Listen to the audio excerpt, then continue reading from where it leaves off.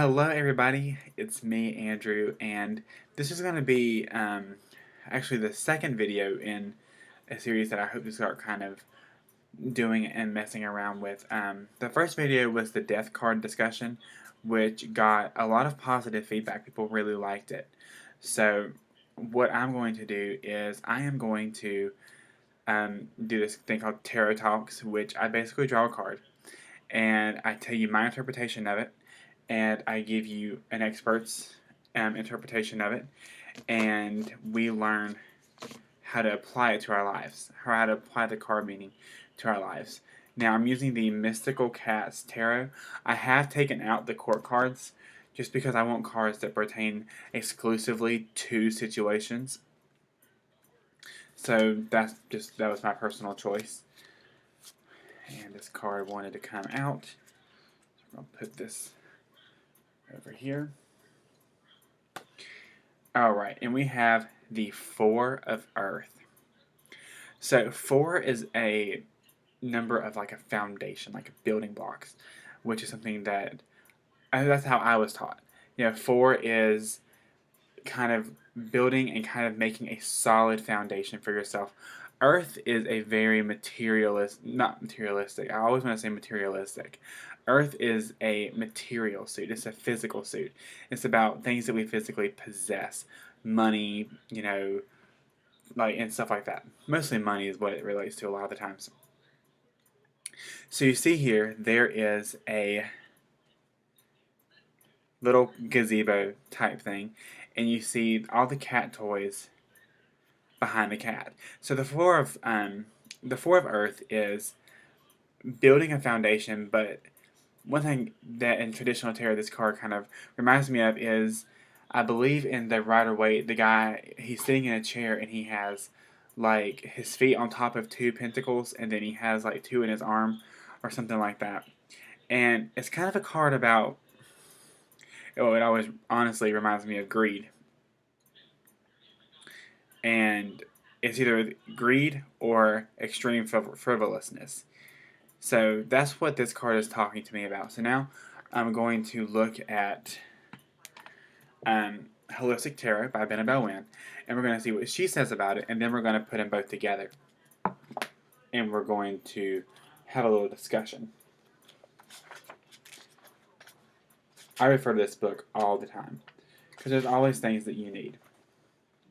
Yep, okay, so see, he, in the Rider-Waite, he's sitting and he has his feet on 2, he's holding 1, and he has 1 on his head.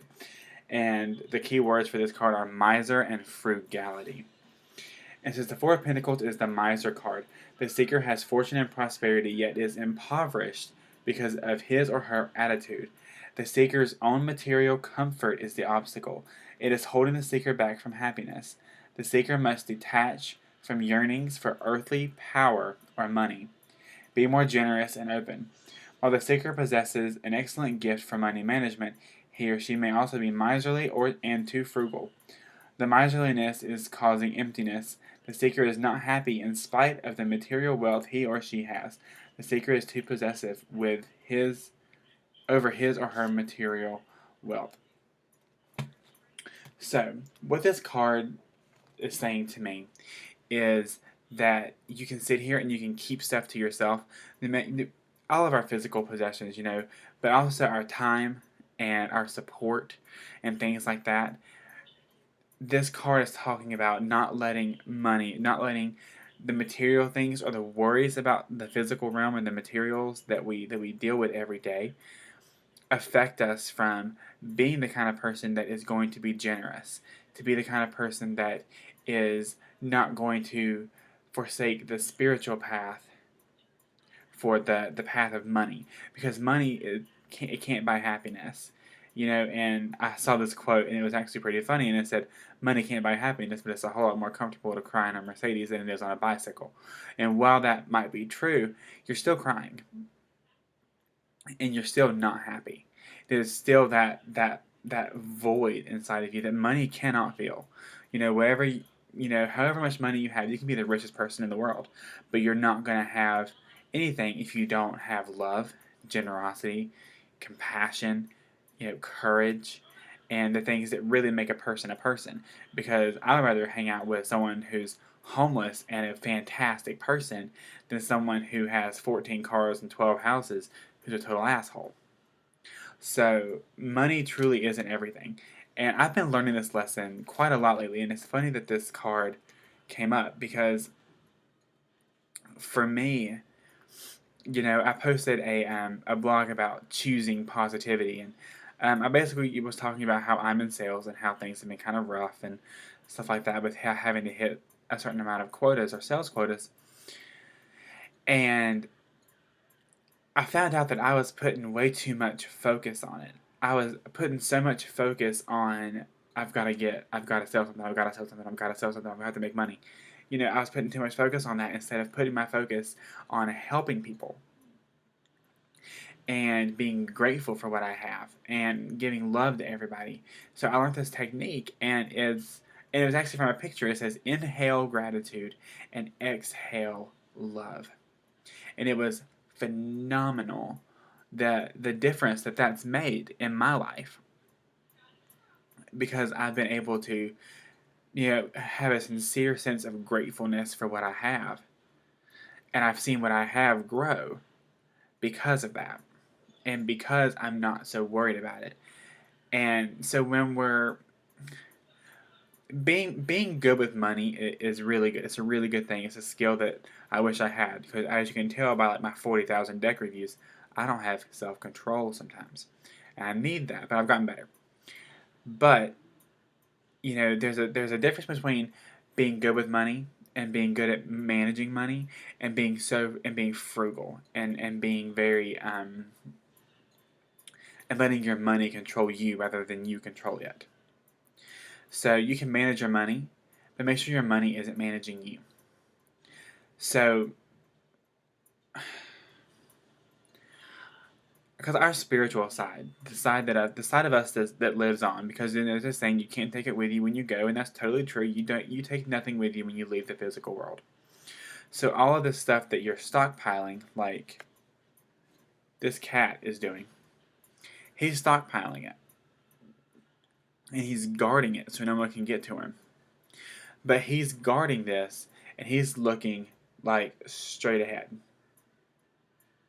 So he's so busy guarding it that if something even better comes along, he's too busy guarding what he has to notice that there's something better that can actually help him.